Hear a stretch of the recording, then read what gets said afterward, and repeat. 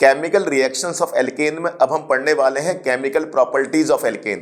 तो स्टार्ट करेंगे substitution reaction से। ये देखिए आपके सामने लिखा है सब्स्टिट्यूशन रिएक्शन।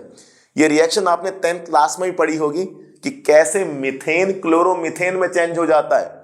मीथेन को अगर आपने क्लोरोमीथेन में चेंज करना है तो सनलाइट की प्रेजेंस में हीट कराना पड़ेगा या सिंपल हाई टेम्परेचर पर हीट करना पड़ेगा। तो अगर आप मीथेन को सनलाइट की प्रेजेंस में हीट कराएंगे या फिर हाई टेम्परेचर पर हीट कराएंगे तो मीथेन क्लोरोमीथेन बन जाएगा।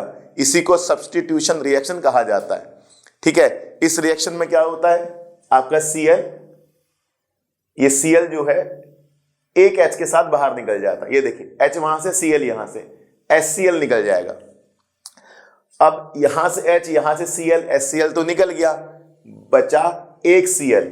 वो Cl बाकी पार्ट से बॉन्ड बना लेगा। अब बाकी पार्ट क्या बचा, CH3। एक H निकल गया, बचा CH3, तो CH3 Cl बन जाएगा। तो देखिए दोनों Cl इस्तेमाल हो गए, एक ने HCl बना दिया, एक ने CH3Cl बना दिया। इसी CH3Cl को बच्चों कहते हैं क्लोरोमीथेन। अब आप इस रिएक्शन में सनलाइट डाल दीजिए, हाई टेम्परेचर डाल दीजिए, और 11th क्लास में सनलाइट को यूवी लाइट से दिखाया जाता है। सनलाइट लिख लीजिए, यूवी लाइट लिख लीजिए, या कई बार एच न्यू लिख दीजिए। एच का मतलब प्लैंक कांस्टेंट, न्यू का मतलब फ्रीक्वेंसी। ये तो आपने स्ट्रक्चर ऑफ एटम में पढ़ा ही होगा। इस तरह से बच्चों सब्स्टिट्यूशन रिएक्शन होती है। अब सब्स्टिट्यूशन रिएक्शन तो कई टाइप की होती हैं, न्यूक्लियोफिलिक, इलेक्ट्रोफिलिक। ये जो सब्स्टिट्यूशन रिएक्शन है ये फ्री रेडिकल सब्स्टिट्यूशन है। This is free radical substitution. इसमें क्या होता है, लाइट और हीट Cl के सिंगल बॉन्ड को ब्रेक कर देती है। अब Cl के बीच में जो सिंगल बॉन्ड है, दो Cl के बीच में जो सिंगल बॉन्ड है जो ब्रेक हो जाएगा, इस ब्रेक को हम कहते हैं होमोलिटिक फिजन।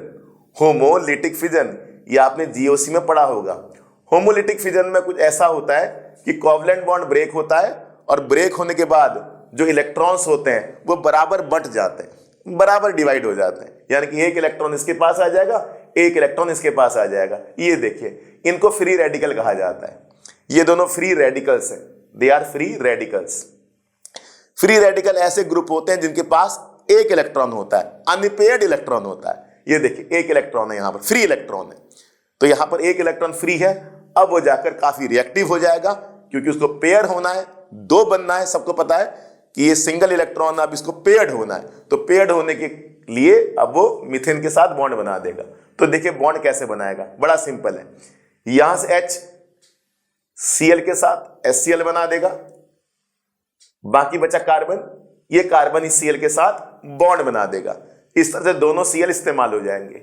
H ने Cl के साथ रिएक्ट किया, HCl बना दिया, कार्बन ने इस Cl के साथ रिएक्ट किया, CCl बना दिया। इसी कंपाउंड को बच्चों कहते हैं क्लोरोमीथेन। तो मीथेन आपका क्लोरोमीथेन में चेंज हो जाएगा। मैं उम्मीद कर रहा हूं आपको अच्छे से समझ आ रहा है। अच्छा, मीथेन बनाएगा क्लोरोमीथेन, तो इथेन क्या बनाएगा, क्लोरोइथेन। सिंपल है, चेन आगे बढ़ती रहेगी। कैसे रिएक्शन होगी जरा देखिए। अच्छा, मैं यहां पर लिख दूं हीट और लाइट, आप यहां पर लिख देना हीट और लाइट, एक ही बात है। मैं लिखूं यहां, आप लिखो। चलो इस चीज को देखते हैं जरा। यहां पर H बाहर निकला है, देखिए H बाहर निकला, यहां से Cl बाहर निकला, तो क्या हो गया, HCl बन गया। बहुत सिंपल रिएक्शन है। बाकी बचा CH2, CH2Cl का बॉन्ड बन जाएगा, CH2Cl का बॉन्ड बन गया, तो मीथेन बना क्लोरोमीथेन, इथेन बना क्लोरोइथेन। अब अगली है प्रोपेन। प्रोपेन क्या बनाएगा, प्रोपेन दो आइसोमर्स बनाएगा। एक आइसोमर बनाएगा 1 क्लोरोप्रोपेन और एक आइसोमर बनाएगा 2 क्लोरोप्रोपेन। क्यों भाई, ऐसा क्यों, बड़ा सिंपल है।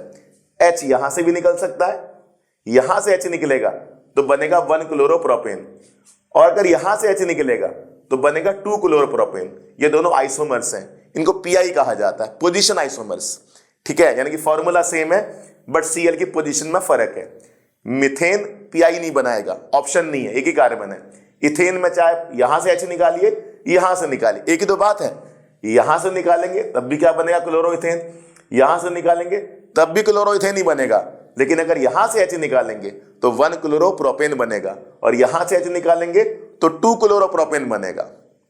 ठीक है बच्चों, अगर क्वांटिटी की बात की जाए तो 2 क्लोरोप्रोपेन मेजर होता है, 1 क्लोरोप्रोपेन माइनर होता है।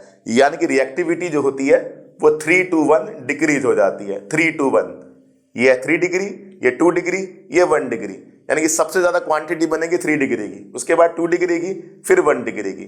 बच्चा जानता है 1 डिग्री है। 1 डिग्री क्यों है? कि Cl वाला कार्बन एक कार्बन से अटैच है। अब यहां पर Cl वाला कार्बन 2 कार्बन से अटैच है, तो Cl वाला कार्बन एक कार्बन से अटैच होगा तो 1 डिग्री बोलेंगे, तो ये माइनर बनेगा, यानी कम क्वांटिटी में बनेगा। और ये Cl वाला कार्बन 2 कार्बन से अटैच है, ये 2 डिग्री हो गया, ये 1 डिग्री के मुकाबले ज्यादा बनेगा, तो ये मेजर क्वांटिटी बनेगी, ये माइनर क्वांटिटी बनेगी। मैं उम्मीद कर रहा हूं आपको अच्छे से समझ आ रहा है। तो जो हेलो एल्केन बनेगा उसकी रिएक्टिविटी का ऑर्डर इस तरह से होगा, 3 डिग्री, 2 डिग्री, 1 डिग्री। इसी तरह अगर हेलोजन का ऑर्डर लगाना है तो वो भी बड़ा सिंपल है। सबसे ज्यादा रिएक्टिव F2 होगा, फिर Cl2 होगा, फिर Br2 होगा, ये मैं कर देता हूं, इसके बाद Br2 होगा और लास्ट होगा I2। ये रिएक्टिविटी ऑफ हेलोजन होगा। तो अगर हेलोजन्स की रिएक्टिविटी लगानी है तो सबसे ज्यादा रिएक्टिव F2, फिर Cl2, फिर Br2, फिर I2। और अगर क्वांटिटी के हिसाब से हेलो एल्केन की रिएक्टिविटी लगानी है तो 3 डिग्री, 2 डिग्री, 1 डिग्री। तो ये 2 डिग्री है जो ज्यादा क्वांटिटी में बनेगा, ये 1 डिग्री है जो कम क्वांटिटी में बनेगा। इस तरह से बच्चों हेलो एल्केन की रिएक्टिविटी पता लग गई, हेलोजन्स की भी रिएक्टिविटी पता लग गई। अब आते हैं अगली रिएक्शन, कंबशन रिएक्शन। तो कंबशन रिएक्शन तो आपने थर्मोडायनेमिक्स में पढ़ी होगी, 10th क्लास में भी थी। तो सिंपल है, एल्केन का कंबशन होगा एयर के साथ, तो जैसे एल्केन का कंबशन एयर के साथ होगा तो CO2 बनेगा, वाटर बनेगा। कितना सिंपल है, कार्बन O2 से रिएक्ट करके CO2 बनाएगा, हाइड्रोजन O2 से रिएक्ट करके वाटर बना देगा और साथ में निकलेगी ढेर सारी हीट।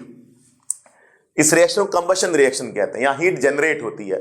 ठीक है बच्चों, तो हाइड्रोकार्बन जो है अच्छे फ्यूल्स के तौर पर काम आते हैं, 10th क्लास में मेंशन था, इसलिए अच्छे फ्यूल्स होते हैं क्योंकि ये लार्ज अमाउंट में हीट जनरेट करते हैं।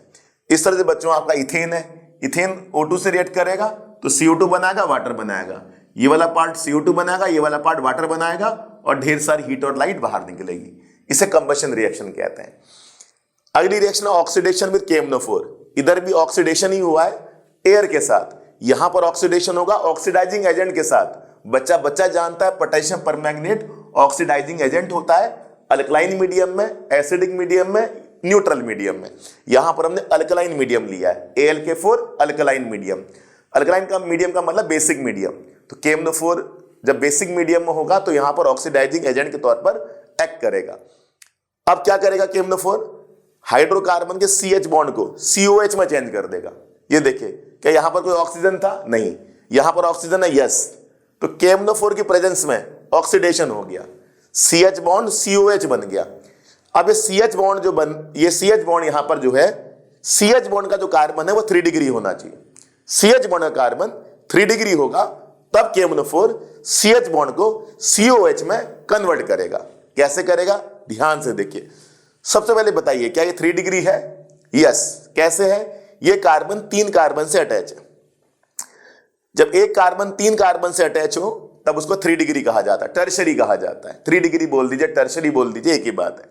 तो ये कार्बन 3 डिग्री है, ये 3 डिग्री कार्बन का CH बॉन्ड है, 3 डिग्री कार्बन का CH बॉन्ड है। ये CH बॉन्ड क्या बन गया? COH बन गया, टर्शरी अल्कोहल आ गया आपके पास। इस तरह से बच्चों आपका CH बॉन्ड COH बन गया KMnO4 के साथ ऑक्सीडेशन करके। मैं दोबारा बता देता हूं, CH बॉन्ड COH बनेगा और ये कार्बन 3 डिग्री होना चाहिए। ये कार्बन 3 डिग्री है क्योंकि ये 3 कार्बन से अटैच है। इस तरह से बच्चों हमने करा दिया oxidation with KMnO4 in alkaline medium. अगली रिएक्शन आइसोमेराइजेशन। आइसोमेराइजेशन में देखिए जरा क्या होगा, N ब्यूटेन आइसोब्यूटेन में कन्वर्ट हो जाएगा। देखिए फॉर्मूला देखिए, C4H10, 4 कार्बन 10 हाइड्रोजन, चाहो तो काउंट करके देख लीजिए, यही मिलेगा। ये भी C4H10, ये भी C4H10, ये भी C4H10। फर्क क्या है? फर्क ये है कि ये सीधी चेन वाला है, ये ब्रांच चेन वाला है। तो अगर आपने सीधी चेन वाले को ब्रांच चेन में चेंज करना है, उस रिएक्शन को क्या कहते हैं? आइसोमेराइजेशन। फॉर्मूला सेम होगा बट स्ट्रेट चेन का होगा या ब्रांच चेन का होगा। तो सीधी चेन वाला हाइड्रोकार्बन ब्रांच चेन वाला हाइड्रोकार्बन बन जाएगा, सीधी चेन वाला एल्केन ब्रांच चेन वाला एल्केन बन जाएगा। कब? जब हम उसको हीट कराएंगे एनहाइड्रस AlCl3 की प्रेजेंस में। इस तरह से बच्चों आइसोमेराइजेशन रिएक्शन हो जाएगी। कुछ नहीं करना, N ब्यूटेन को आइसोब्यूटेन लिख देना है और ये लिख देना आइसोमेराइजेशन रिएक्शन हो जाएगी। ये दोनों आइसोमर्स हैं तो रिएक्शन का नाम क्या हो गया? आइसोमेराइजेशन। उम्मीद कर रहा हूं आपको समझ आ रहा है। एरोमेटाइजेशन, एरोमेटाइजेशन क्या होता है? बेंजीन एरोमेटिक कंपाउंड होता है, बेंजीन एरोमेटिक कंपाउंड होता है, तो एरोमेटिक कंपाउंड की प्रिपरेशन करने की रिएक्शन को क्या बोलते हैं? एरोमेटाइजेशन बोलते हैं। तो बेंजीन एरोमेटिक कंपाउंड है, बेंजीन का बड़ा भाई टॉलीन है, वो भी एरोमेटिक कंपाउंड है। टॉलीन जानते हैं ना, ये टॉलीन होता है, देखो ये तो बेंजीन सब जानते हैं, ये बेंजीन होता है, उसके ऊपर CH3 लगा दो, ये टॉलीन हो गया, छोटा भाई बेंजीन, बड़ा भाई टॉलीन, और ये दोनों एरोमेटिक कंपाउंड है, एरोमेटिक कंपाउंड है, बेंजीन को एरोमेटिक कंपाउंड कहा जाता है। जब हम एरोमेटिक कंपाउंड को प्रिपेयर कर लेते हैं तो उसे एरोमेटाइजेशन कहा जाता है। तो एल्केन जब एरोमेटिक कंपाउंड बन गया, एल्केन जब बेंजीन बन गया, तो रिएक्शन का नाम क्या है? एरोमेटाइजेशन। एल्केन से बेंजीन बनाने की रिएक्शन को एरोमेटाइजेशन कहा जाता है, क्योंकि बेंजीन एरोमेटिक कंपाउंड होता है। सिंपल सी बात बता दी आपको। ये देखिए, हेक्सेन बन गया बेंजीन, हेप्टेन बन गया टॉलीन, 6 कार्बन वाला बेंजीन बना देगा, 7 कार्बन वाला टॉलीन बना देगा। क्या यहाँ 7 कार्बन है? यस। 6 कार्बन तो बेंजीन हो गए और 7वां कार्बन क्या हो गया आपका? टॉलीन हो गया। अगर एक और कार्बन लगा दे तो वो इथाइल बेंजीन बन जाएगा, इसको मिथाइल बेंजीन भी कहा जाता है। टॉलीन बोल दीजिए, मिथाइल बेंजीन बोल दीजिए, एक ही बात है। अगर एक और कार्बन बढ़ गया तो इथाइल बेंजीन, एक और कार्बन बढ़ गया तो प्रोपाइल बेंजीन, इस तरह से। तो 6 कार्बन बेंजीन बन जाएगा, 7 कार्बन टॉलीन बन जाएगा, 8 कार्बन इथाइल बेंजीन बन जाएगा। इस तरह से एरोमेटाइजेशन रिएक्शन हो जाएगी। कब बनेगा? कंडीशन लिखा हुआ है। कंडीशन क्या लिखा हुआ है? इस तरह के कैटलिस्ट डालने पड़ेंगे, vanadium pentoxide, chromium oxide, V4 vanadium, Cr for chromium, इस तरह कैटलिस्ट डालना पड़ेगा और टेम्परेचर देना पड़ेगा 773 केल्विन, हाई टेम्परेचर। और कैटलिस्ट आपका कौन है? V2O5 Cr2O3। और प्रेशर अप्लाई करना पड़ेगा। कितना प्रेशर? 10 to 20 एटमॉस्फेरिक, यह आपका प्रेशर है, 10 to 20 एटमॉस्फेरिक। यह आपका टेम्परेचर है 773 केल्विन। ये दोनों कैटलिस्ट हैं, वेनेडियम पेंटाऑक्साइड, क्रोमियम ऑक्साइड। इस कंडीशन में हेक्सेन बेंजीन बन जाएगा, हेप्टेन टॉलीन बन जाएगा। चलिए रिएक्शन करके देखते हैं। देखिए आपके सामने रिएक्शन, एन हेक्सेन, एन का मतलब नॉर्मल सीधी चेन। आपने उसको थोड़ी बेंजीन की शक्ल दे देनी है, बेंजीन जैसी शक्ल दे देनी है। अब बताइए, C6H6 बन जाएगा और ये कौन है आपका? C6H14। ये देखिए C6H14। अब मुझे बताइए, यहां 14 हाइड्रोजन है और बेंजीन में कितने हाइड्रोजन है? 6 हाइड्रोजन है। तो बताइए कितने हाइड्रोजन बाहर निकलेंगे? 4 हाइड्रोजन, 4H2 बाहर निकल जाएंगे, 8 हाइड्रोजन बाहर निकल जाएंगे। तो अगर मैं यहां से 8 हाइड्रोजन बाहर निकाल दूं तो 14 हाइड्रोजन में से 8 बाहर निकाल दिए, कितने बचे? 6। क्या बन गया? बेंजीन बन गया। कितना आसान रिएक्शन है। तो 4H2 बाहर निकलेगा इस कंडीशन में। V2O5 कैटलिस्ट डाल दो, 773 केल्विन टेम्परेचर डाल दो, 10 to 20 एटमॉस्फेरिक प्रेशर डाल दो। इस तरह से बच्चों आपका बेंजीन कन्वर्ट हो जाएगा। ये आपका नॉर्मल हेक्सेन है, सीधी चेन वाला हेक्सेन है, और ये आपका बेंजीन बन गया, 4H2 बाहर निकल गया।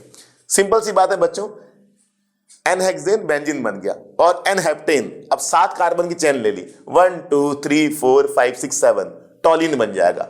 निकलेंगे 4H2 ही। 4H2 क्यों निकलेंगे? जरा आप यहां देखिए, 4H2 निकलने का मतलब ये है, देखिए आपके 7 कार्बन हो गए, 1 इधर 6 इधर, 7 कार्बन और 8 हाइड्रोजन हो गए। तो 8 हाइड्रोजन हो गए तो आपका क्या बन गया? C7H8। ये C7H8 है और हेप्टेन कौन है? C7H16। तो बता कितने हाइड्रोजन थे? 6। और यहां कितने हाइड्रोजन? 8। तो कितने H बाहर निकलेंगे? 8H बाहर निकलेंगे।